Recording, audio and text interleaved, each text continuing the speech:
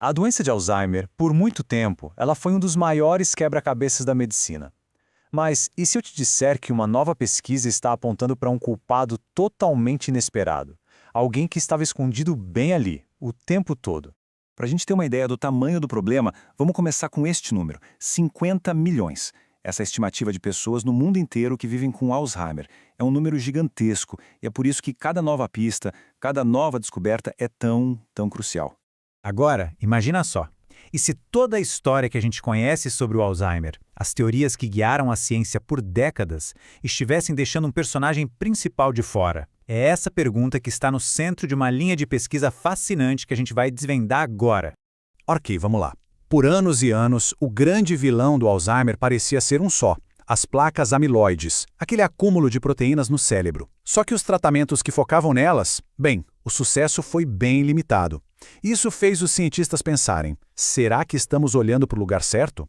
Então, a investigação mudou de foco. Em vez de olhar só para os neurônios, que são as estrelas do show, os cientistas começaram a prestar atenção na equipe de apoio do cérebro.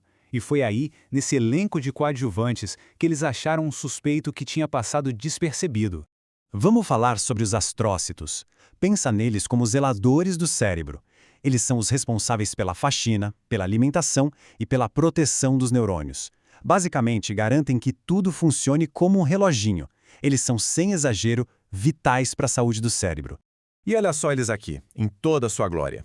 O que é realmente curioso é a conexão deles com o gene APOE4, que é, de longe, o maior fator de risco genético para Alzheimer. Adivinha só quais são as principais células que expressam esse gene no cérebro? Exato, os astrócitos. De repente, eles viraram o centro das atenções. Certo, mas como é que se estuda o que dá errado nessas células em pessoas?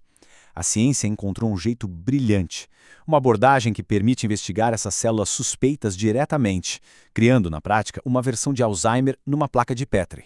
O método é simplesmente genial. Os pesquisadores pegam células da pele, tanto de pacientes com Alzheimer quanto de pessoas saudáveis.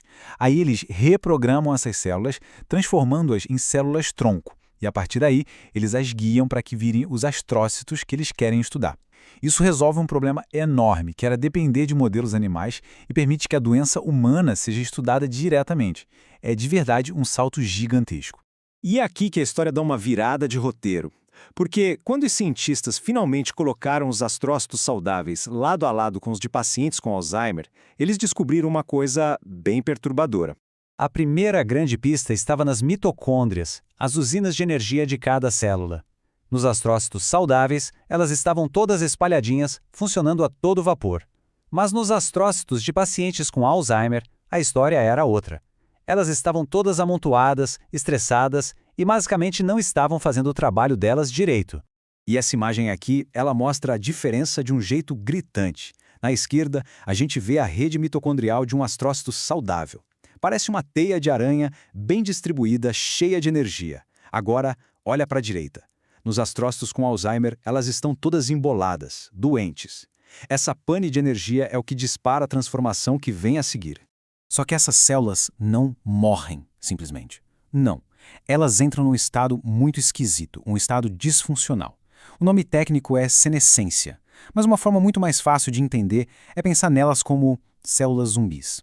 Tá, mas o que é esse tal de estado zumbi? Basicamente, a célula para de se dividir, ela deveria morrer, mas ela se recusa a isso. E o pior é que ela não fica só parada, inútil. Ela se torna tóxica. Começa a liberar um monte de substâncias inflamatórias que vão contaminando todo o ambiente ao redor. E os astrócitos dos pacientes com Alzheimer tinham todas essas características. Primeiro, pararam de se multiplicar, uma queda de 60% na divisão celular. Segundo, eles incharam, ficaram gigantes, mais de 3 vezes maiores que os saudáveis. E terceiro, e mais importante, começaram a liberar aquele coquetel tóxico de inflamação.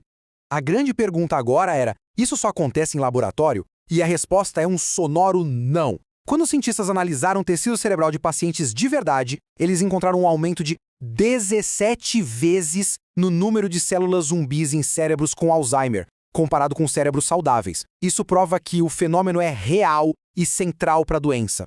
E aqui vem o golpe final. Quando eles foram identificar quem eram essas células zumbis, descobriram que quase 80% delas eram astrócitos. A equipe de apoio não estava só falhando, ela tinha se tornado a principal fonte de toxicidade no cérebro. Então, chegamos ao ponto crítico. O que acontece quando os zeladores do cérebro viram os vilões? Qual é a consequência disso para os neurônios que dependem totalmente deles para sobreviver? Para descobrir isso, os cientistas fizeram um último experimento, o teste decisivo. Eles cultivaram neurônios saudáveis junto com os astrócitos saudáveis. E num outro cultivo, colocaram neurônios saudáveis com os astrócitos zumbis dos pacientes com Alzheimer. E os resultados foram diretos e preocupantes.